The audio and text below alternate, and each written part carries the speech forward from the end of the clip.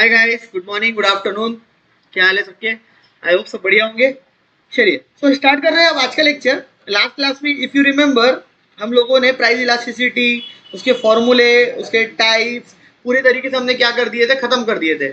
ठीक है, तो पूरे फॉर्मूले पूरे टाइप्स हमने एक एक करके खत्म कर दिए थे, सॉरी पूरे टाइप्स खत्म कर दिए थे। ठीक है, अब थोड़ा सा मैंने शायद कुछ होमवर्क दिया था, मेरे को याद नहीं आ रहा है, याद दिला तो बरा क्या मैंने होमवर्क दिया था और आपने करे वो सर होमवर्क? मैंने आपको कुछ होमवर्क दिया था, वही देख रहा हूँ मैंने कहा क्या होमवर्क दिया था, दिख नहीं रहा है, मिल गया। ये कुछ शायद मैंने सम एक आपको होमवर्क दिया था। ठीक है, क्योंकि अब मेरे पास फॉर्मूला उसका कंप्लीट करवाना है आप लोगों का कि फॉर्मूले के थ्रू आप लोग प्रॉब्लम्स किस तरीके से सॉल्व कर सकते हो। अगर पेपर में आपको आता है कि भाई प्राइस इलास्टिसिटी निकाल के बताओ, ठीक है, प्राइस इलास्टिसिटी क्या करके दिखाओ, निकाल के बताओ, तो वो प्रॉब्लम आप किस तरीके से सॉल्व कर सकते हो, ये आज हमको क्या करना है, यहाँ पे सीखना है। आई होप हम लोग शायद सीख ही जाएंगे, आज इजी है। तो देखते हैं कितने लोगों ने इसका क्वेश्चन सॉल्व किया था। जितने लोगों ने किया था मेरे को बताओ एटलीस्ट कि भाई हमने किया है या नहीं किया है। सर आपको कैसे पता चलेगा? पता चल जाएगा, तुम टेंशन मत लो, मेरे को पता चल जाएगा। ठीक है, तुम लोग बताओ कितने लोगों ने सॉल्व किया है, कितने लोगों ने नहीं किया और उसका आंसर क्या है। ठीक है, चलो सबसे पहले बात करते हैं। डिमांड आपको दिया था मैंने कि भाई पहले डिमांड 100 थी, बाद में डिमांड 120 हो गई, फिर डिमांड प्राइस पहले 10 थी, फिर क्या हो गई 6 हो गई। मतलब यहाँ पे हमको दिख रहा है कि डिमांड जो है वो 20 से बड़ी है। यहाँ पे हमको दिख रहा है कि जो प्राइस है वो 4 से क्या हुई है, माइनस मतलब कम हुई है। ठीक है, तो 4 रुपीज से यहाँ पे प्राइस कम हुई है और 20 यूनिट्स से यहाँ पे डिमांड क्या हुई है, बढ़ी है। सर 100 डिमांड थी मतलब 100% तो डिमांड नहीं होगी ना, 100 डिमांड थी मतलब 100 यूनिट से डिमांड होगी। डिमांड जो है वो ऑलवेज हम यूनिट टर्म्स में बताते हैं कि भाई पहले डिमांड 100 यूनिट्स की थी, अभी डिमांड हमारी 120 यूनिट्स की है। सो हमारी डिमांड कितनी बढ़ गई है, अभी 20 यूनिट से हमारी डिमांड क्या हो गई है, बढ़ गई है। पहले प्राइस हमारी 10 रुपीज थी, अब हमारी प्राइस कितनी हो चुकी है, 6 रुपए हो चुकी है। तो पहले प्राइस 10 रुपए थी, अब प्राइस कितनी हो चुकी है, 6 रुपए हो चुकी है। तो भाई अब मेरा पॉइंट यहाँ पे आ जाता है, यहाँ पे एक पॉइंट आ जाता है सिंपल सा, वो ये कि sir price elasticity of demand कितना। सो आप लोगों को अगर याद आ रहा होगा तो हम प्राइस इलास्टिसिटी ऑफ डिमांड का फॉर्मूला क्या लिखते थे। ठीक है, वो आप लोगों को मैं आपको बताता हूँ। पहले प्राइस इलास्टिसिटी ऑफ डिमांड का फॉर्मूला क्या लिखते थे आप? प्राइस इलास्टिसिटी ऑफ डिमांड का फॉर्मूला लिखते थे price elasticity of, just a second, price elasticity of demand is equals to percentage change in demand upon percentage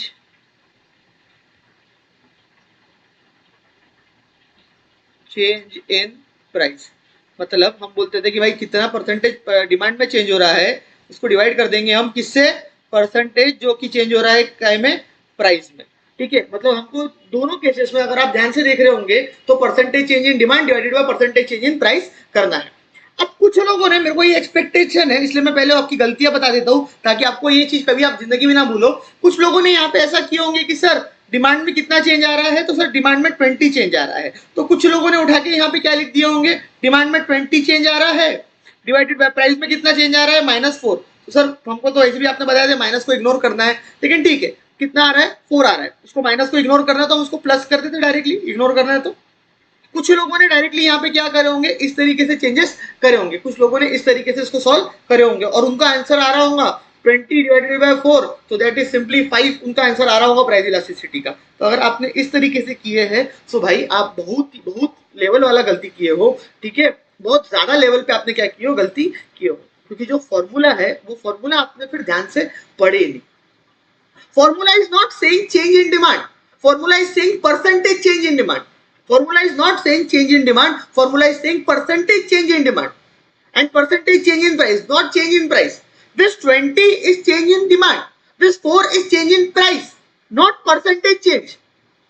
भाई परसेंटेज चेंज निकालना है आपको सबसे पहले, सिर्फ चेंज निकालने से कुछ नहीं होगा। 20 तो सिर्फ चेंज इन डिमांड है, पहले 100 थी अब 120 हो गई तो 20 से चेंज हो गई। पहले प्राइस 10 थी तो अब 6 हो गई तो 4 से क्या हो गई, प्राइस चेंज हो गई। तो ये प्राइस चेंज हो रही है, डिमांड जो चेंज हो रही है, ये परसेंटेज चेंज नहीं है, ये सिर्फ क्या है, चेंज है। Are you getting my point? This is only change. Clear? तो अगर आपने इस तरीके से बेवकूफी वाली गलती की होंगे, मैं इसलिए यहाँ पे स्पेसिफिकली बोलूंगा बेवकूफी वाली गलती है ये, क्योंकि हम बचपन से सीखते आ रहे हैं परसेंटेज निकालना। कक्षा 5 में हमको सिखाया जाता था परसेंटेज निकालना। ठीक है, अगर फिर भी हम यहाँ पे उसकी गलती कर रहे हैं तो हम बहुत बड़ी गलती कर रहे हैं। ठीक है, सो ये गलती है, ऐसा नहीं है ये। सर ऐसा नहीं है तो किस तरीके से है फिर? सर आप ही बता दो हमको क्या है। ठीक है, बता देते हैं, उसमें क्या बात है। मेरे को बताओ परसेंटेज चेंज इन डिमांड निकालना है आपको। पहले आपकी डिमांड कितनी थी? पहले आपकी डिमांड थी 100, बाद में आपकी डिमांड कितनी हो गई 120। तो इसको मैं बोल सकता हूँ कि this is old, this is new. नाम रखने के लिए, समझने के लिए, this is old demand, this is new demand. पहले आपकी प्राइस कितनी थी?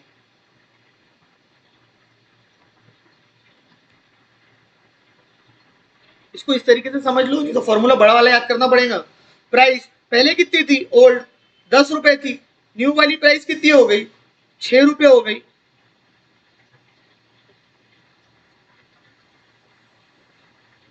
ओल्ड थी 10, न्यू हो गई 6। क्लियर?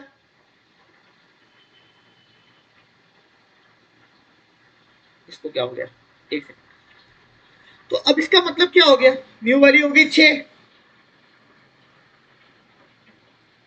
न्यू वाली कितनी होगी? 6 हो गई। अब इसका मतलब क्या हो गया भाई?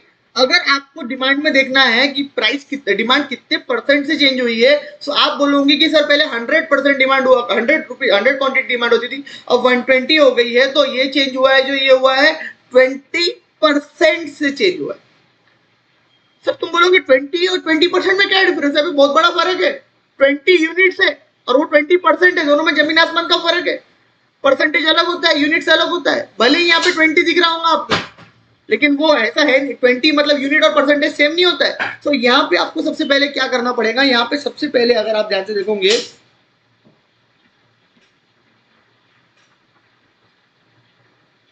ठीक है, यहाँ पे आप सबसे पहले देखोगे, 6 मेरा पुराना प्रॉब्लम है, ठीक है। तो अब यहाँ पे आप देखोगे तो आपको सबसे पहले क्या निकालना है? इसमें परसेंटेज चेंज इन डिमांड निकालना है।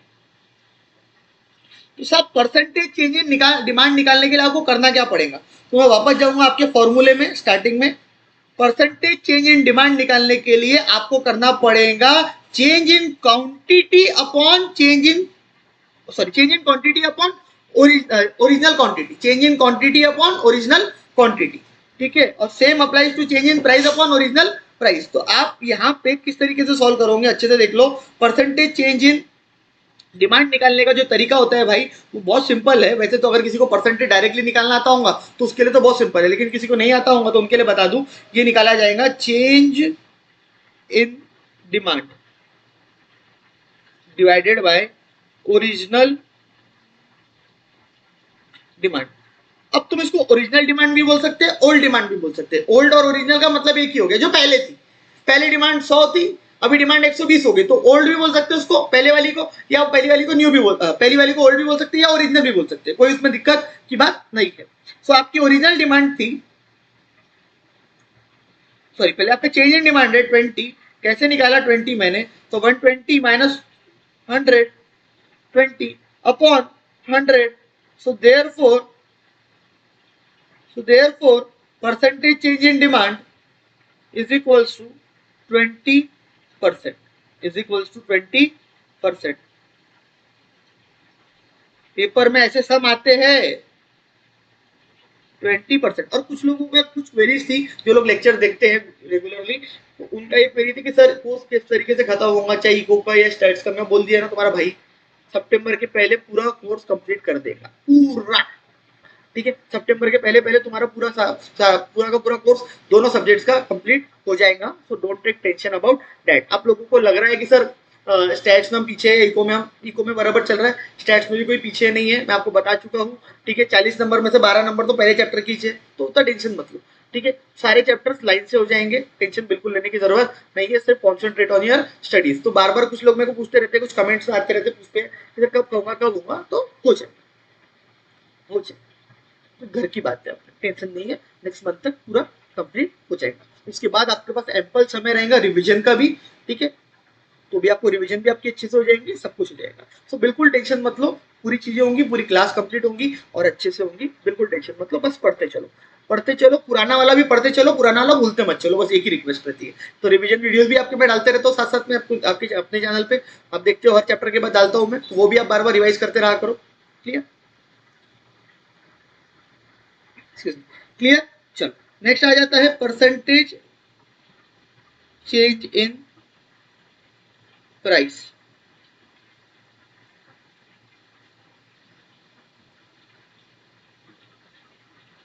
तो उसको निकाला जाएगा change in demand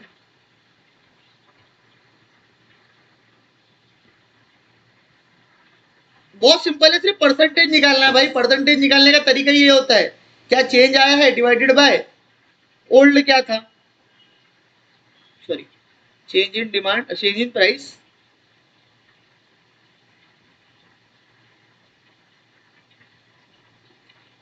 upon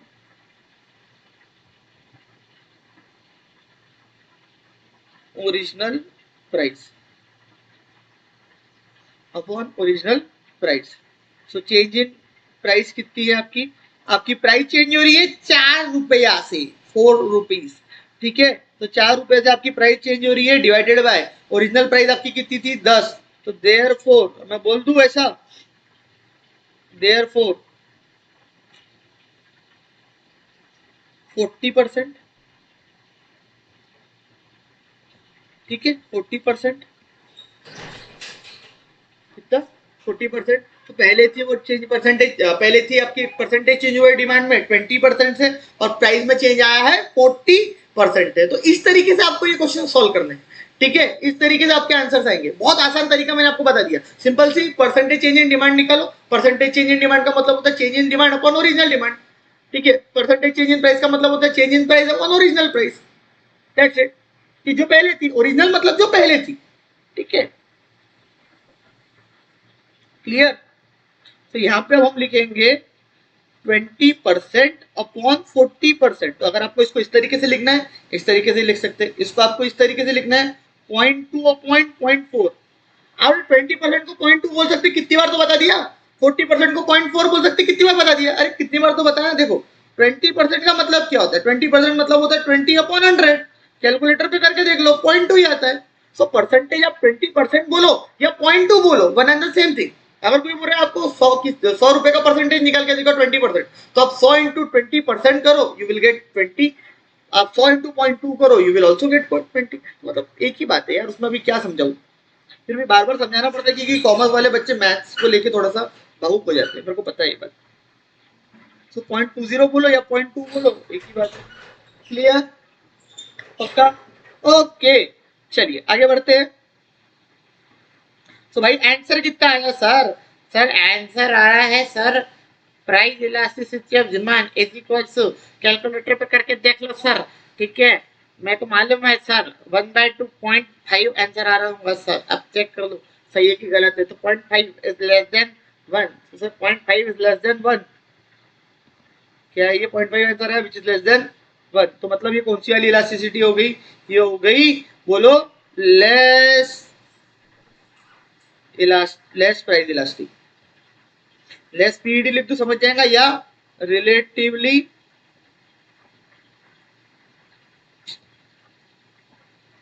relatively price in elastic demand. Done, इतना आसान था। क्लियर, यस और नो, बोलो क्लियर, क्लियर और नॉट, सर क्लियर, ओके। सो इसी तरीके से आपको क्वेश्चन सॉल्व करने हैं। एक तो हम और कर लेते हैं, और एमसीक्यूज में भरपूर दिए हुए, आप आराम से सीधे से करके देख सकते हो। क्लियर, चलिए नेक्स्ट आते हैं हम लोग, एक और क्वेश्चन कर लेते हैं। थोड़ा हाथ बैठना जरूरी है, फिर थोड़े ग्राफ्स भी देख लेते हैं आज।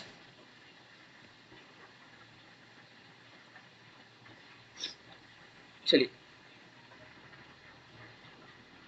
ओके, सो अब आगे बढ़ रहे हैं हम, मूविंग फॉरवर्ड, ठीक है। तो आगे बढ़ रहे हैं हम, एक क्वेश्चन और, डिमांड दी हुई है 40 की, बाद में डिमांड चेंज होके हो गई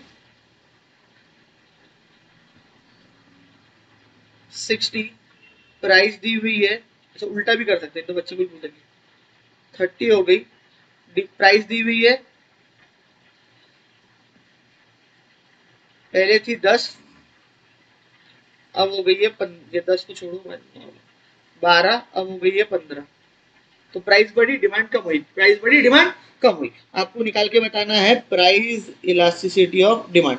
2 मिनट आपके, तीसरा मिनट मेरा, सिंपल सा। 2 मिनट दे रहा हूं, फटाफट निकाल लो। फॉर्मूला तो हमको पता ही है, मैं तब तक फॉर्मूला लिखने की तैयारी करता हूँ। परसेंटेज, टाइम वेस्ट नहीं होना चाहिए ना। चेंज इन डिमांड, बहुत simple, percentage change in demand upon percentage change in price. Percentage change in demand upon percentage change in price.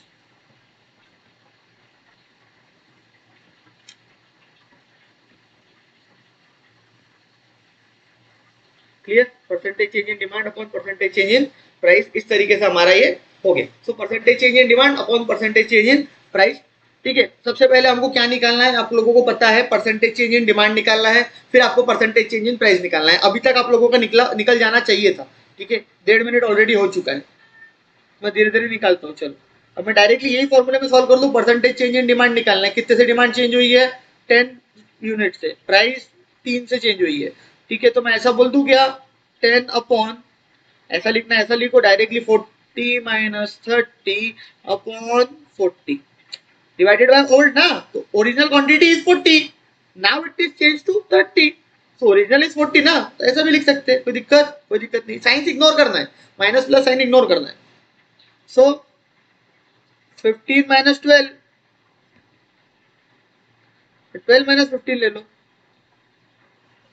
Upon 12, solve करो क्या आता है answer, 40 minus 30 divided by 30 divided by 40, 0.25। सो ऊपर का सॉल्व करने के बाद आता है 0.25, मतलब 25% से डिमांड चेंज हुई है, divided by 12 minus 15, 12 minus 15 divided by 12। अरे कोइंसिडेंस, मैं दोबारा चेक कर लेता हूँ, कोइंसिडेंस ही है ना। 40 minus 30 divided by 40, 25, 12 minus 15 divided by 12। अरे वाह, कोइंसिडेंट हो गया आपका तो केस में, आपकी प्राइस इलास्टिसिटी ऑफ डिमांड आ गई 1, विच इज इक्वल्स टू 1। तो विच इज, ये एग्जांपल किसका हो गया, unitary price elastic demand. That's it, इतना आसान है इस तरीके का क्वेश्चन सॉल्व करना। ठीक है, पेपर में आपको एमसीक्यूज इस तरीके से बना के देंगे, आपको बोल देंगे पहले डिमांड इतनी थी, अभी इतनी हो गई, पैराग्राफ बना के देगा, लिखेगा पर उसमें पहले इतनी थी, अभी इतनी हो गई, पहले प्राइस इतनी थी, अभी इतनी हो गई, या आपको चेंज इन प्राइस दे देगा, चेंज इन डिमांड दे देगा, ओरिजिनल डिमांड दे देगा, तो आपको बस फॉर्मूले में अप्लाई करना है और निकालना है यार। ठीक है, बट मेरे को मालूम नहीं क्यों बहुत लोग इसमें बहुत ज्यादा गलती करते हैं, लोग इतना पढ़ाने के बाद भी इतना, इससे आसान कुछ हो सकता है जीवन में नहीं, बट फिर भी बहुत लोगों की इसमें गलती होती है। मेरे को आज तक वो बात समझ में नहीं आई क्यों होती है, बट होती है। ठीक है, क्या कर सकते हैं, क्या ही कर सकते, बताओ, होती है तो होती है सर। क्लियर? ओके,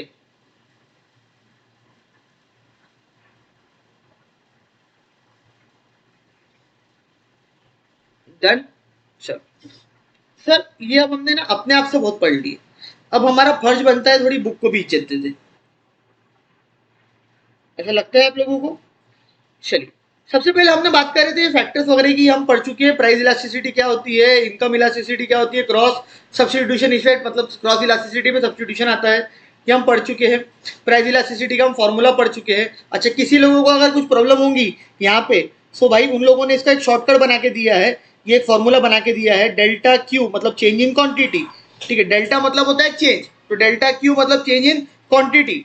ठीक है, डिवाइडेड बाय क्यू मतलब ओरिजिनल क्वांटिटी, डेल्टा क्यू मतलब change in quantity, divided by Q मतलब ओरिजिनल क्वांटिटी, तो change in quantity upon original quantity into P upon, ये मतलब क्या हुआ है, शफलिंग हुआ है, मैथ्स अगर समझता होगा तो, ओरिजिनल प्राइस ऊपर चली गई पर डेल्टा पी नीचे आ गया, क्यों ऐसा हुआ है, क्योंकि भाई ये डिवाइड में था तो मल्टीप्लीकेशन में आ गया, मतलब ये जो पार्ट दिख रहा है आपको नीचे वाला, ये आप देख रहे होंगे डिवाइड में प्राइस वाला पार्ट, लेकिन यहाँ पे मल्टीप्लाई हो रहा है, क्यों, क्योंकि ये ओरिजिनल प्राइस को ऊपर लेके चले गए, ये नीचे आ गई। ठीक है, तो डिवाइड आपको पता है, डिवाइड से अगर मल्टीप्लीकेशन में कन्वर्ट करना है तो आपको उल्टा कर देना पड़ता है। तो आप ये फॉर्मूले को भी इज्जत दे सकते हैं, बट मैंने बता दिया ना आसानी से, फिर काहे दिमाग लगा रहे हो? समझ में आ रही बात? Negative sign as per law of demand subject to certain exception, price or quantities are always inversely related, so price elasticity is negative, however draw conclusions, negative sign is ignored. हम जब आंसर निकालते हैं तो negative sign ignore करते हैं, जब हम क्या निकालते हैं, आंसर निकालते हैं तो ठीक है। कुछ आपके लिए यहाँ पे दिया है, आपको करके देखना तो आप कर सकते हैं। एग्जांपल, क्वांटिटी दी हुई है 500, प्राइस दी हुई है 10, क्वांटिटी दी हुई है 350, प्राइस दी हुई है 15, बाजू में सॉल्व करके भी दिया हुआ है। आपकी हेल्प के लिए आप एक और एग्जांपल आप सॉल्व करके देख सकते हैं। मैंने आपको पहले नॉर्मली पढ़ाया, फिर अब मैं बुक से पढ़ा रहा हूँ, ठीक है। अब ये मेथड्स है, इसको हम नेक्स्ट क्लास में देखेंगे। मेथड्स को, मेथड्स हम, ये सेकंड पेज पे आपको मेथड दिख रही होंगी, इसको हम नेक्स्ट क्लास में देखेंगे, ठीक है। लेकिन मेथड्स वाले 2 पेज छोड़ते हुए मैं आगे बढ़ रहा हूँ, 3 मेथड छोड़ते हुए मैं आगे आ रहा हूँ, सीधा मेथड्स को छोड़ते हुए मैं आ रहा हूँ इंटरप्रिटेशंस पे, सॉरी मैं आ रहा हूँ सीधा ये वाले चार्ट पे, इलास्टिसिटीज पे।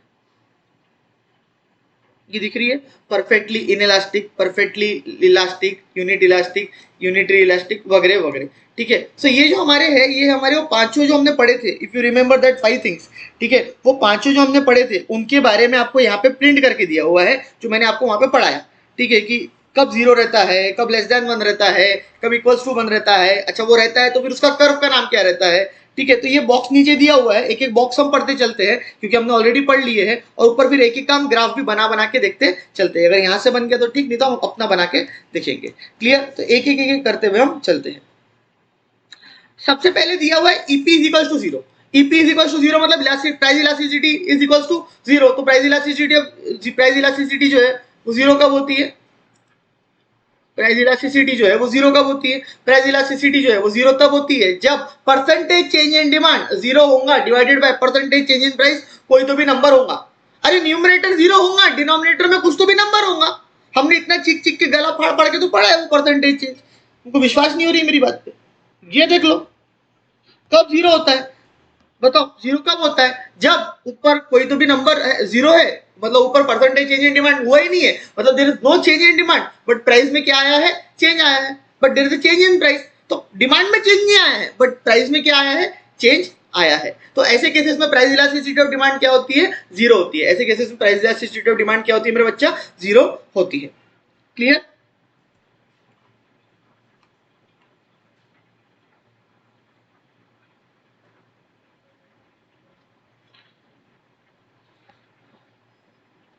क्लियर हो गया? ओके। तो सर अब इसमें बॉक्स में आ जाओ वापस। तुम लोग बोलोगे सर आगे पीछे क्यों चल रहे हो? आगे पीछे चलना पड़ता है क्योंकि मेथड्स अगर पहले पढ़ा दूंगा ना आप लोगों को उल्टी कर दूंगे। तो जो पढ़ चुके हैं उनके ग्राफ्स और इनकम इलास्टिसिटी वगैरह खत्म करते हैं, आखिरी में मेथड्स पढ़ते हैं, ठीक है। मेथड्स में उल्टी आने के चांसेस रहते हैं, दिक्कत होती है थोड़ी सी, समझ जाओ बात को, माना करो, ठीक है। चलो, सो डिस्क्रिप्शन बोलता है quantity demand does not change as price changes. ये हमको सिखाएंगे बुक वाले, तुमको सिखाएंगे, इतने टैलेंटेड लोग। नेचर ऑफ डिमांड क्या रहेगा? परफेक्टली या कंप्लीटली इनइलास्टिक, मतलब मारे जाओ दीवार को, मारे जाओ वो बंदे को, मारे जा रहे मारे जा रहे, वो कोई रिएक्शन ही नहीं दे रहा है, कोई रिस्पॉन्स ही नहीं दे रहा है, देयर इज नो रिस्पॉन्स यार, बस मारे जाओ बोले जितना मारना है। क्लियर? तो दैट मीन्स वो क्या है? परफेक्टली प्राइस इनइलास्टिक है, मतलब उसको कोई चेंज प्राइस के चेंज होने से डिमांड में कोई फर्क पड़ता ही नहीं है। डिमांड क्या है? उस चीजों की पूरी इनइलास्टिक है, तो कितनी भी प्राइस चेंज कर दो कोई फर्क पड़ने वाला नहीं है। अब प्रैक्टिकली स्पीकिंग इसका ग्राफ किस तरीके से बनेगा? नाम तो हम बताएंगे लेकिन बनेगा किस तरीके से? बुक में दिया हुआ बना के, बट आपको मालूम है कि ग्राफ में अपनी एक्सपर्टीज है। चिल्लर तरीके से अपन ग्राफ को हार्ड साइड ग्राफ बना लेते हैं, एक डंडी इधर से एक डंडी इधर से, बराबर? गलत नहीं सर, बराबर। एक डंडी सर आपने यहां से मारा, एक डंडी सर आप यहां से मार दो। सर इधर लिख दो सर आप डिमांड, ये एक्स, सर ये वाई, सर इधर लिख दो आप प्राइस।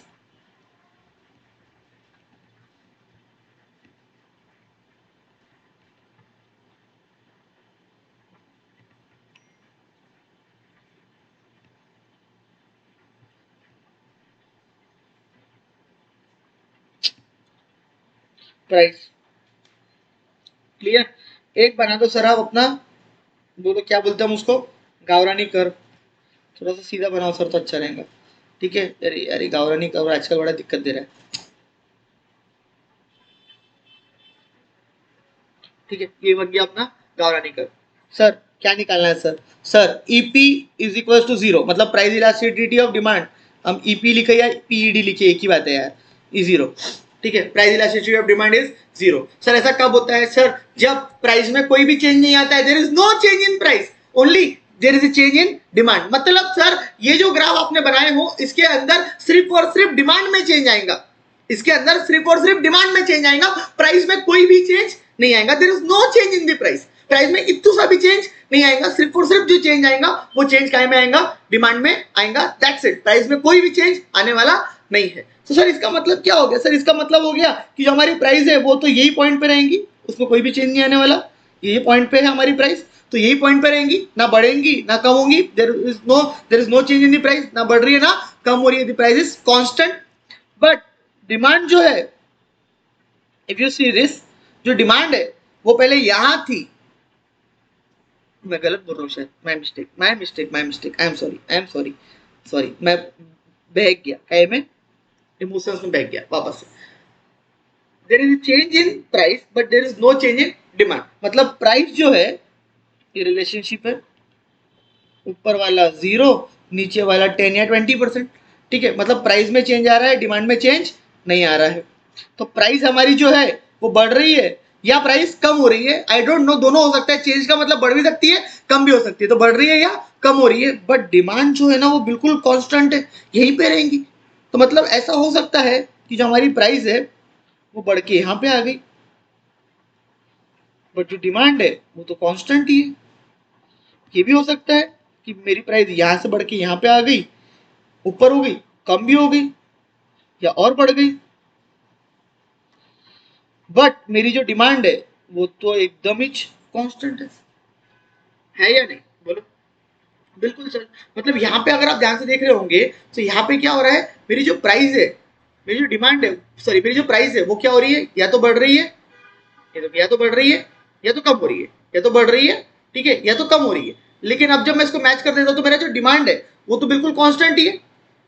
आप कहीं भी लेके जाओ डिमांड उतनी रहने वाली है, डिमांड में कोई भी चेंज नहीं आ रहा है। सो मेरा जो ग्राफ बनेगा कुछ वो इस तरीके से दिखेगा। मतलब मैं ऐसा बोल सकता हूँ कि जो मेरा कर्व बन रहा है, दैट कर्व इज वर्टिकल, इसको वर्टिकल बोला जाता है, इसको हॉरिजॉन्टल बोला जाता है।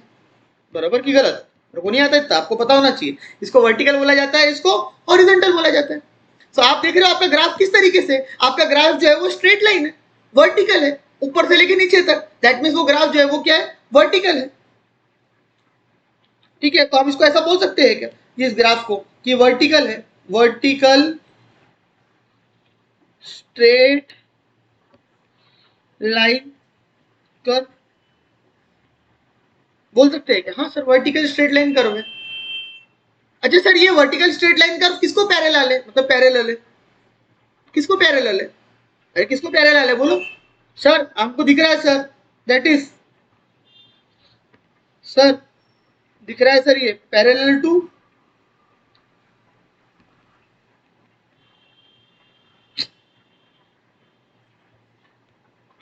y axis.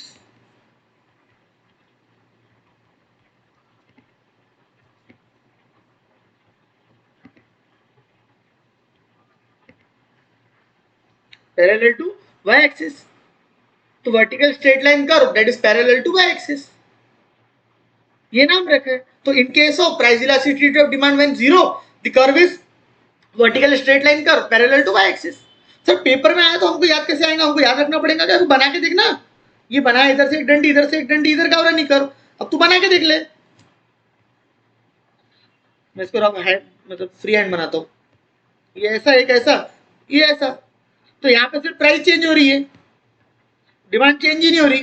तो demand will be same straight line, किसको पैरेलल है सर? Parallel to y axis, that's it. Vertical मतलब स्ट्रेट, हॉरिजॉन्टल मतलब इस तरीके से। ठीक है, तो वर्टिकल स्ट्रेट लाइन कर्व या पैरेलल टू y एक्सिस बोल सकते हैं, इतना आसान है। तो पेपर में थोड़ी ना हर चीज याद रखोगे, मैंने क्या बोला, ग्राफ बनाने के तरीके समझो, ताकि पेपर में जाओ बना के देख लो, याद आ जाएगा। याद करके जाना, याद करके जाओ, कोई दिक्कत थोड़ी ना, घर की बात है।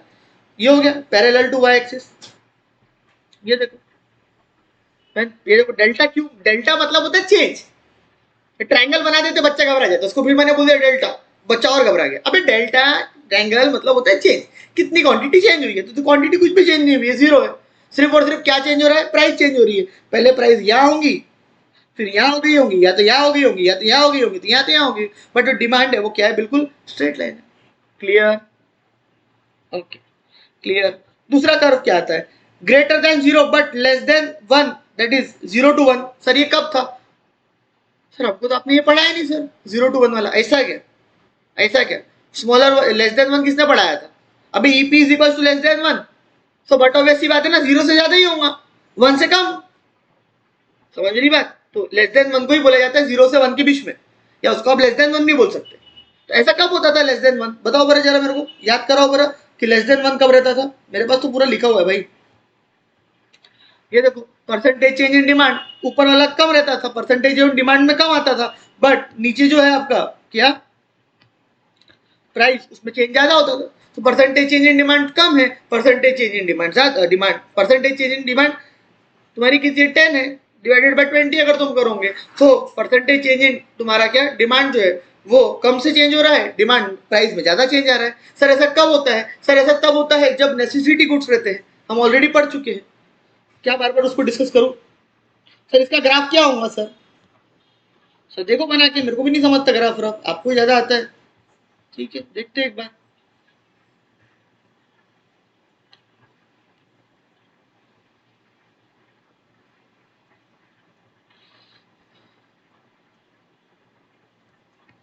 प्राइस इलास्टिसिटी ऑफ डिमांड, या पहले डंडिया बना लेते, एक डंडी इधर से, एक डंडी इधर से, प्राइस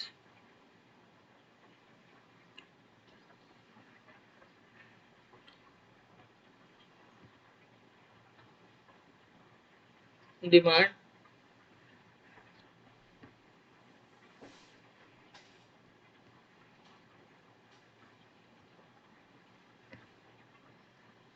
ये बन गया x, ये बन गया y। क्लियर, ये बन गया x, ये बन गया y। ठीक है, थोड़ी सी आज क्लास शायद लंबी जाए, जब तक ये खत्म नहीं होता तब तक छुट्टी नहीं दूंगा।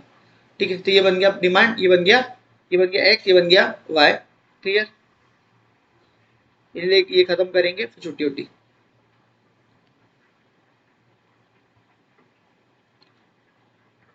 एक बना दिया मैंने यहाँ पे आपका गावरानी कर्व, एक बना दिया मैंने आपका क्या, गावरानी कर्व। ठीक है,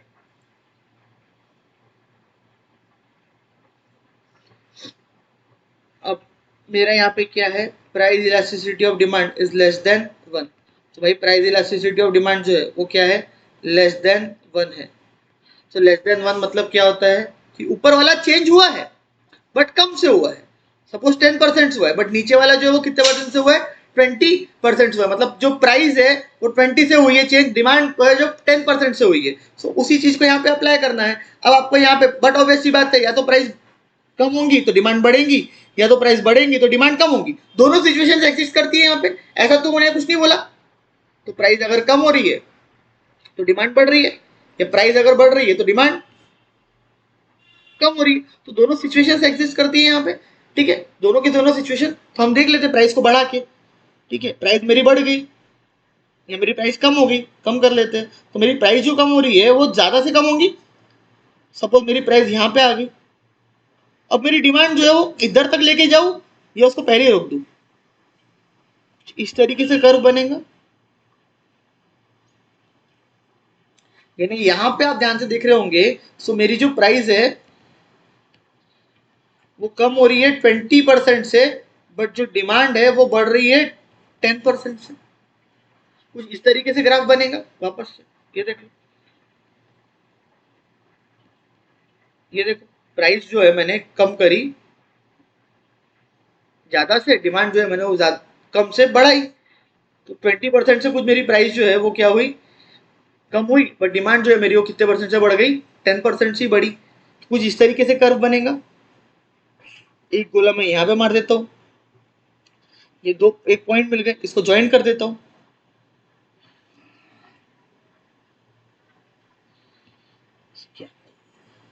इसका बड़ा टेंशन है, ये क्या ऑटोमेटिक वाला है, सीधी लाइन वाला गड़बड़ करता है ये। एक सेकेंड,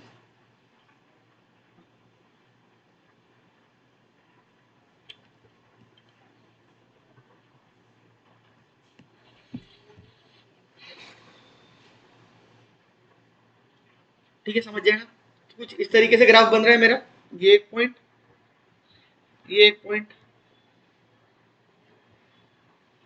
2 पॉइंट्स हो गए मेरे, ऊपर वाला एक पॉइंट, नीचे वाला एक पॉइंट। तो कुछ इस तरीके का ग्राफ बना गया, इस तरीके का, नीचे की तरफ वाला इस तरीके का। मतलब मैं अगर स्लोप दिखाऊंगा आपको, तो अगर ये पेंसिल रखता हूं तो भर से नीचे गिर जाएंगी। यानी अगर ऐसा रहता कुछ इस तरीके से, मेरा हैंड मूवमेंट देखो, अगर मेरा हैंड मूवमेंट इस तरीके का रहता तो ये स्लोप धीरे धीरे होता। बट अगर मेरा हैंड मूवमेंट स्ट्रेट है एकदम इस तरीके से, जिस तरीके से ग्राफ है, तो अगर मैं इसके ऊपर पेंसिल रखता हूँ तो झट से गिर जाएगी नीचे।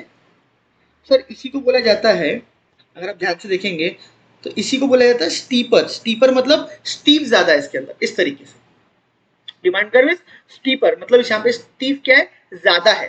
समझ में आ रही बात, स्टीप क्या है यहाँ पे, ज्यादा है एज कंपेयर टू अदर्स। तो ये जो कर्व यहाँ पे अगर आप शो कर रहे हो, ये दिस इज स्टीपर। ये देखो घसरपट्टी ज्यादा रहती है तो स्टीपर ज्यादा है, इसीलिए इसका नाम है स्टीपर। तो ये स्टीपर, इसको क्या बोलेंगे हम,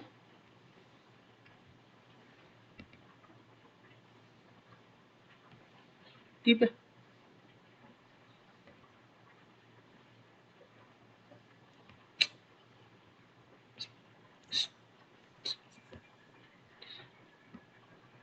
clear, this is called as what, steeper curve, that's it. Clear, okay. Next curve आपका आ जाता है यूनिट इलास्टिक, फिर आपका आता है मोर इलास्टिक, फिर आता है परफेक्टली इलास्टिक। ठीक है, उसको हम देखते हैं कब, नेक्स्ट क्लास में। Till then thank you so much guys, अच्छा लगा तो कमेंट करके जाना, लाइक कर दिया करो। बाय।